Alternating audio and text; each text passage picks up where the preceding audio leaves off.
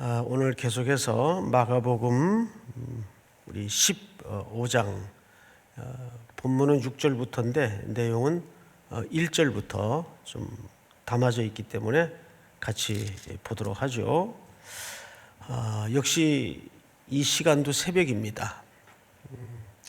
원래 누누이 말씀을 드렸지만 새벽에는 이러한 재판 과정을 진행할 수가 없어요.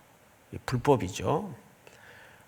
그래서 재밌는 이야기가 하나 있는데 케냐의 어느 천주교 신자입니다. 이 사람 이름이 인디디스 돌라라는 사람인데 이 사람이 헤이그에 있는 국제정의재판소에다가 제소를 하나 했어요. 2000년 전 빌라도의 재판은 불법이다. 무효 소송을 냈습니다. 좀 재밌는 사건이죠. 또 이분이 이제 천주교 신자이기 때문에 천주교에서도 이 사건을 빌미로 또 성명서를 발표했어요. 이 사람의 소송은 우리와 상관없는 의미 없는 행위이다. 이런 실화가 있습니다. 실화. 어쨌든 이러한 해프닝을 뒤로 하고라도 이 새벽에 벌어진 이 재판 전체의 과정은 사실상 불법입니다. 1절을 보시면 새벽에 대제사장들이 즉시 장로들과 서기관들 곧 온 공회와 더불어 의논하고 예수를 결박하여 끌고 와서 빌라도에게 넘겨줬다. 이렇게 되어 있습니다. 근데 사복음서를 이렇게 대조를 해보면 미세하지만 이 과정에 좀 차이가 있습니다. 우리가 작년에 쭉 주일 낮 시간에 살펴봤던 요한복음을 보면 이 종교인들이 대제사장 또 장로들 서기관들 이런 사람들이 빌라도의 그 재판정 안에 이렇게 안 들어갑니다. 거기는 이방인의 공간이기 때문에 안 들어가요. 이게 얼마나 참 역설입니까? 자기들은 지금 온갖 불법을 그 중에서도 최악의 불법을 지금 진행하고 있으면서 또 나름 율법을 지킨다고 자기들은 정작 문 밖에 서 있습니다. 그래서 빌라도가 나와요. 빌라도가 나와서 예수님을 그 빌라도의 법정 안으로 이제 끌고 들어갑니다. 그림을 머릿속에 이렇게 유추해 보면 이런 형국이 되죠.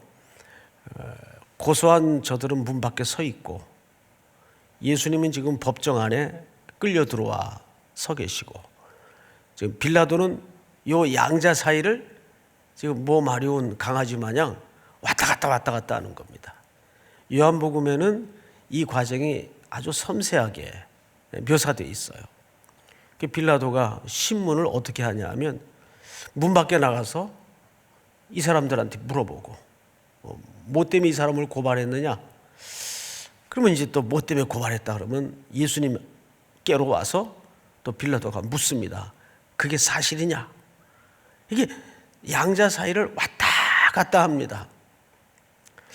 이 묘사를 왜 일부러 하냐 하면 이게 빌라도의 정확한 인생관이에요.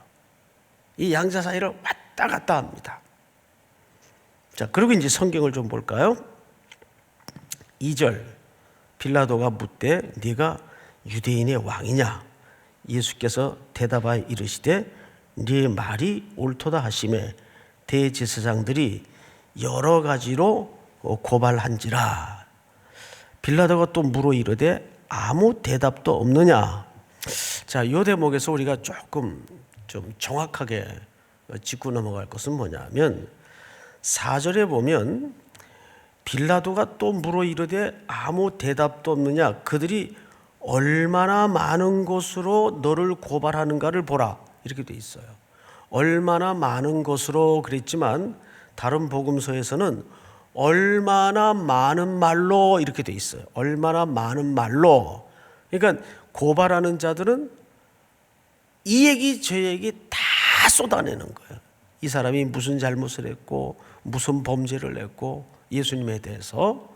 그런데 반면에 5절을 한번 같이 읽어볼까요? 5절 전체가 한번 같이 읽습니다. 시작. 예수께서 다시 아무 말씀으로도 대답하지 아니하시니 빌라도가 놀랍게 여기더라. 예수님께서는 아무 말씀도 안 하세요. 저 사람들은 많은 말로 고발을 했어요. 다른 복음서에는 정확하게 많은 말로 고발했어요. 그런데 예수님은 거기에 대해서 아무 말도 대답하지 않았어요. 이것을 이사야서 53장에 보면 이렇게 예언의 성취로 보고 있죠. 그가 곤욕을 당하여 괴로울 때에도 그의 입을 열지 아니하였음이며 마치 도수장으로 끌려가는 어린 양과 털 깎는 자 앞에서 잠잠한 양같이 그의 입을 열지 아니하였도다. 여러분, 지금 이 재판 과정의 모든 섬세한 언어 하나, 채택한 단어 하나, 예수님의 액션 하나가 철저하게 구약에 예언된 성취되어 가는 모습을 우리에게 보여주고 있어요. 나는 말씀을 응하려 왔노라. 누누이 예수님은 자신이 이 땅에 오신 아버지께로부터 보냄받은 그 목적에 순응하는 삶인 것을 항상 설명해 오셨습니다.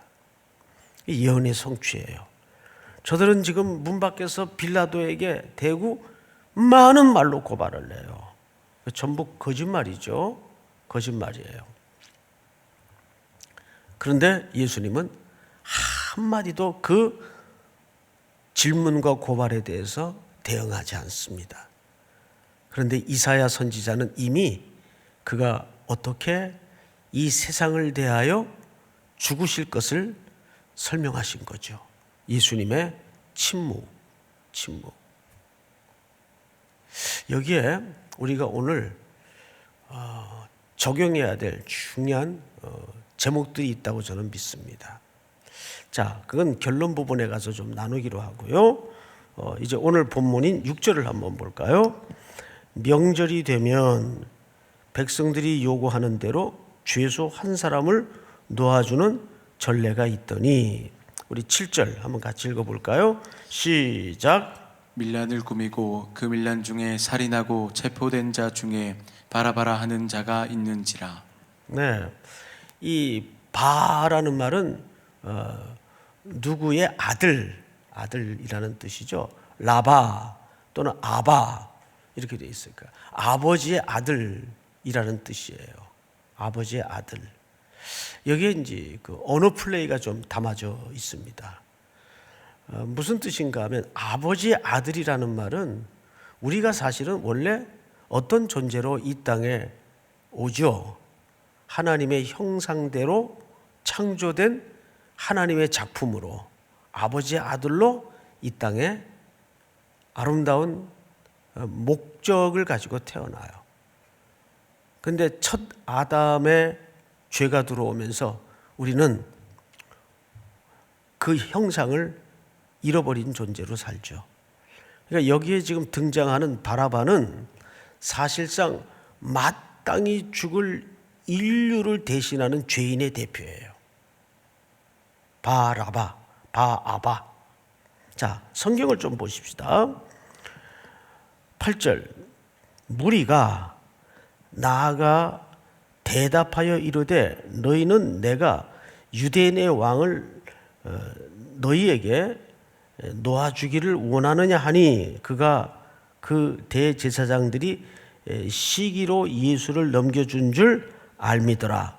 그러나 대제사장들이 무리를 충동하여 도리어 바라바를 놓아달라 하게 하니 빌라도가 또 대답하여 이르되 그러면 너희가 유대인의 왕이라 하는 이를 내가 어떻게 하랴.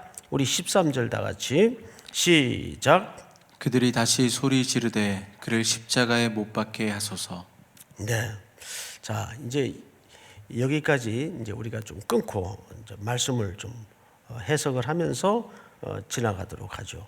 12절에 보면 빌라도가 또 대답하여 이르되 그러면 너희가 유대인의 왕이라 하는 이를 내가 어떻게 하랴 이렇게 돼 있어요.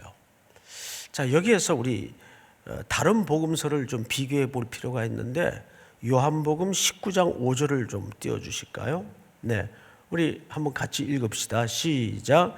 이에 예수께서 가시관을 쓰고 자색옷을 입고 나오시니 빌라도가 그들에게 말하되 보라 이 사람이로다 하매. 자, 여기에 아주 중요한, 굉장히 중요한 성경신학적인 주제 하나가 슬쩍 나타나 있습니다. 가시관을 씌운 것도 빌라도요, 자색옷을 입힌 것도 빌라도입니다. 이건 조롱의 의미에서 이렇게 모양새를 꾸며놓은 거죠. 그리고 이제 나옵니다. 빌라도가 그들에게 말합니다. 보라 이 사람이로다 하매.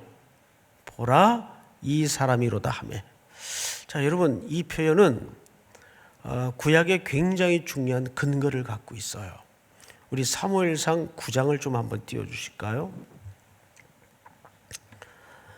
사무엘이 사울을 볼 때에 이제 초대왕을 백성들의 열화와 같은 염원에 의해서 하나님이 세운 게 아니라 허용을 한 거죠. 사무엘이 사울을 볼 때 여호와께서 그에게 이르시되 보라 이는 내가 네게 말한 사람이니 이가 내 백성을 다스리라 하시니라. 원래 이스라엘은 하나님이 직접 친히 다스리셔서 사사들을 통해 나라를 이끄셨습니다. 그런데 백성들이 그마저도 거절을 하시고 어떻게 하셨죠? 우리에게도 왕을 주소서. 끊임없이 사무엘 선지 때 이전부터 요구를 해왔습니다. 그래서 할 수 없이 하나님께서 허락을 한 게 아니라 허용을 했어요. 근데 여기 보면 사무엘이 사울을 볼 때 여호와께서 그에게 이르시되 보라 이는 내가 네게 말한 사람이니, 이 표현이 보라 이 사람이라 그 뜻이에요. 이것이 이스라엘의 초대왕이에요. 그런데 이 초대왕은 훗날 어떻게 되죠? 뭐의 전조곡이 됩니까? 열왕들의 실패의 전조곡이 됩니다. 실패하고 또 실패하고 또 실패하고, 그렇게 열왕들의 실패의 연속의 역사 속에서 백성들의 마음 한켠에 끊임없이 밀어 올라오는 열망이 만들어지기 시작해요. 그 열망이 뭐예요? 우리에게 진정한 왕은 누구일까? 우리에게 참된 평안을 가져다 줄 왕은 누구일까? 그런데 놀랍게도 오늘 우리 요한복음 19장 다시 한번 돌려주실까요? 빌라도가 같이 한번 읽읍시다. 시작. 이에 예수께서 가시관을 쓰고 자색옷을 입고 나오시니 빌라도가 그들에게 말하되 보라 이 사람이로다 하매. 네. 누가 참된 왕으로 여기 서 계십니까? 예수 그리스도. 이 왕은 백성들이 찾고 찾았던 중호장대하고 보기에 그럴듯하고 우리에게 떡을 주고 우리를, 이 민족을 살려낼 것 같은 외형적으로 그럴듯한 그런 모습이 지금 여기 아니에요. 지금 빌라도가 자기가 무슨 말을 하는지도 모른 채 역설스럽게도 보라 이 사람이로다 하고 있는 이 고백은 무슨 뜻이냐면 이렇게 무기력한 사람이, 이렇게 실패하는 것 같은 사람이 저 많은 사람들의 고발에도 한마디 대답 없는 사람이 그 뜻이에요. 그렇게 주님이 만들어가는 나라, 주님이 우리를 구원하는 방식은 이 세상이 꿈꾸고 이 세상이 원하던 방식이 아니에요. 보라, 이 사람이로다. 바로 이 예수 그리스도가 이제 누구를 구원하십니까? 바라바를 구원하세요. 바라바는 누굽니까? 범죄하여 아무나 죽을 수 없는 가장 극형의 형장인 십자가에 죽어마땅한 존재였어요. 그런데 예수님은 그 바라바를 살려내고 자신의 목숨과 맞바꿉니다. 그 십자가에서만큼 극적으로 우리의 구원의 모습을 설명할 수 있는 그림이 있을까요? 여기 바라바는 괜히 등장하는 인물이 아니에요. 여러분, 십자가의 세 가지 특징을 아시죠? 첫째, 여자는 못 죽어요. 참, 여자는 시대마다 참 희한했어요. 그리고 반사회적인 인물이나 노예만 죽습니다. 노예만. 오늘 이 말씀을 통해서 우리는 십자가의 진정한 의미를 알아야 돼요. 십자가는 수치입니다. 수치. 건강한 사람은 거의 한 달간 매달려 있어요. 숨이 당장 끊어지지 않아서. 그리고 십자가의 처형의 특징이 뭔지 아세요? 우리가 보통 이렇게 그림 같은 데 보면 최소한의 곳은 가리워져 있죠? 그건 연출입니다. 그건 미술학상 연출이고 완전히 벌거벗겨서 사람들이 볼 수 있는 연도에 세워놔요. 그 십자가는 수치예요. 우리가 달려 수치당할 그 자리에 대신 예수님이 벌거벗겨서 우리의 목숨과 생명과 맞바꿔 주신 거예요. 그게 십자가가 말하는 진의입니다. 자, 그러자 13절을 볼까요? 그들이 다시 소리를 지르되 그를 십자가에 못 박게 하소서. 여러분, 십자가에 못 박게 하소서. 그리고 또 소리 지릅니다. 빌라도가 이르되 어찌미냐, 무슨 악한 일을 하였느냐 하니 더욱 소리 지르되 십자가에 못 박게 하소서 하는지라. 원래 이 십자가에 못 박게 하소서라는 말을 정확하게 설명을 하면, 원문대로 우리말로 설명을 하면 이런 뜻입니다.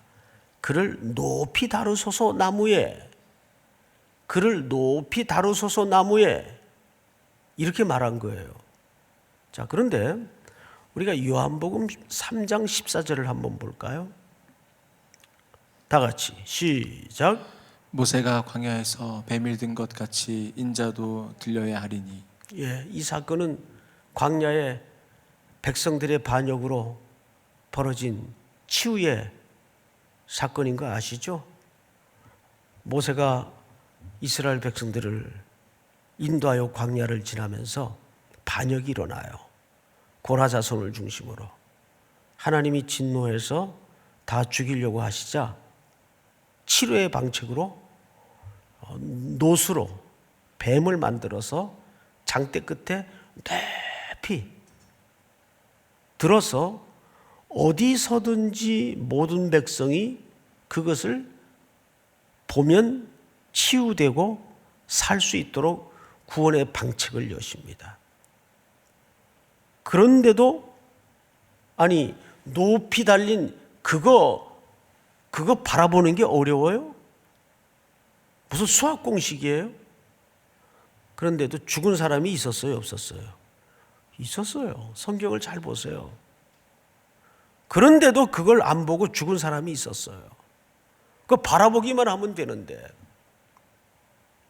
그 장대 끝에 높이 달린 놋으로 만든 뱀은, 자, 놋은 성경에서 심판의 상징으로 쓰여집니다. 놋, 심판의 상징이에요. 그런데 뱀은 뭐예요? 인류를 처음 시험에 걸리게 해서 죄에 빠뜨린 도구입니다. 그런데 예수님이 그 저주의 형상을 입으시고 신명기 율법대로, 그래서 나무에 달린 자마다 저주를 받았다 그랬어요. 그러니 유대인들이 그 신학적인 영적인 의미를 어떻게 깨닫겠어요? 적어도 자기들이 기대하는 메시아는 지금 이 빌라도의 재판장에 이렇게 한마디 입을 열지 않고 서 있는 무기력한 메시아의 모습이 아니에요. 적어도 가이사와 맞짱을 뜰 수 있는 철장의 권세를 가진 백마를 탄 그림으로 기대해 왔기 때문에 이런 메시아는 유대인들에게 필요 없는 거예요. 여러분, 그 놋뱀이 높이 장대 끝에 달렸을 때 한낮에 이글거리는 팔레스타인의 태양을 받으면 어떤 모양으로 보여졌겠습니까? 그래서 놋뱀을 또 다른 말로 뭐라 그랬어요? 성경에 불뱀. 불이 타는 것 같잖아요. 불이. 불뱀. 불, 놋, 전부 무슨 상징을 갖고 있습니까? 성경에서 심판이에요. 그 자리는 내가 수치를 당하고 죽어야 될 자리였어요. 그 십자가의 의미예요. 예수님이 그렇게 높이 놋뱀의 모양으로 달리셔서 우리와 생명을 맞바꾸셨습니다. 거듭 말씀드리지만 구원은 공짜로 얻어진 게 아니에요. 하나님의 아들 예수 그리스도의 생명과 맞바꾼 자리입니다. 오늘 이 말씀이 하루를 또 살아낼 우리 모든 성도들에게 깊은 구원의 은총으로 새로워지는 복이 있기를 주님의 이름으로 축복합니다. 세 가지 기도 제목 겸 결론으로 말씀을 좀 마치겠습니다. 첫째, 빌라도의 재판장 앞에서 예수님은 수많은 고발 앞에 입을 열지 않았어요. 예수님의 침묵. 이사야서 53장 7절 말씀처럼 도수장으로 끌려가는 어린 양과 털 깎는 자 앞에서 잠잠한 양같이 그의 입을 열지 아니하였도다. 둘째, 빌라도는 역설스럽게도 수많은 신문을 통해서 결국 온 인류 앞에 드러낸 사실 하나는 이분은 죄가 없으시다. 빌라도가 증명했어요. 그래서 빌라도는 더 나쁜 사람이에요.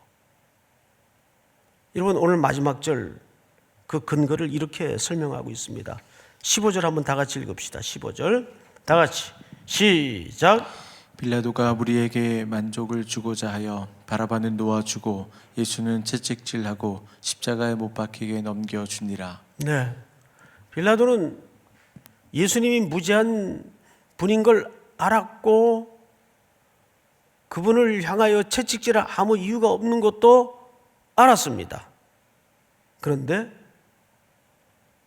바라바를 놓아주고 그를 십자가에 처형한 것은 오로지 하나, 정치적인 탐욕 때문입니다. 조금 더 솔직히 얘기하면 개인적인 탐욕 때문입니다. 빌라도는 10년을 총독을 했죠. 원래 총독의 임기는 5년입니다. 얼마나 줄타기를 잘했으면 재임을 해요. 그리고 그는 이 양심의 가책 때문인지는 정확하지는 않지만 그의 마지막 말로는 비참했어요. 자결을 합니다. 그리고 마지막 세 번째로 바라바와 예수님은 우리의 생명을 맞바꾸십니다. 여기 바라바는 나쁜 짓을 한 강도가 아니라 뭐 남의 거 훔치고 빼앗고 그런 강도를 얘기하는 게 아니에요. 그 당시 정치범이에요. 그의 생명과 맞바꾸십니다. 바라바는 또 다른 제3자가 아니라 바로 나입니다. 우리입니다. 이사야는 그 이야기를 이렇게 얘기했어요. 그는 곤욕과 신문을 당하고 끌려갔으나 그 세대 중에 누가 생각하기를 그가 살아있는 자들의 땅에서 끊어짐은 마땅히 형벌받을 내 백성의 허물 때문이라 하였으리요. 누구도 자신의 허물 때문이라고 생각하는 사람이 없었다 그 말이에요. 바라바는 바로 우리의 모습입니다. 오늘 이 세 가지의 깊은 묵상의 과제가 종일 우리의 심장 한복판에 고뇌되어지고 또 붙들려지는 종일이 될 수 있기를 주의 이름으로 축복합니다. 우리 주 달려 죽은 십자가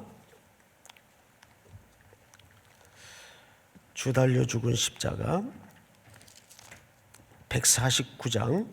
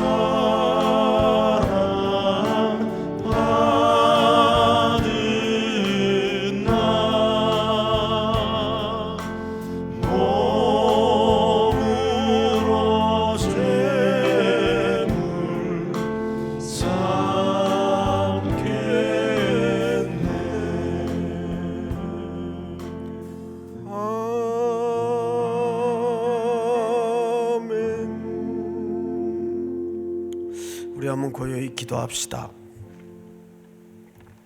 오늘 주신 말씀을 기억하면서 바라바가 아니 내가 죽어야 될 그 자리에 주님은 생명을 맞바꾸어 주셨습니다. 특별히 수많은 사람들의 거짓 고소 앞에도 그 입을 열지 않으셨습니다. 무엇보다 예수님이 무죄하심은 본인들이 다 드러냈습니다. 고발하고 신문하는 자들이 다 드러냈습니다. 오늘 목요일 새벽 주신 말씀을 다시 한번 부여잡고 우리 안에 인생을 살면서 수없이 많았던 수많은 억울함들이 그 근거가 뭔가 돌아보면서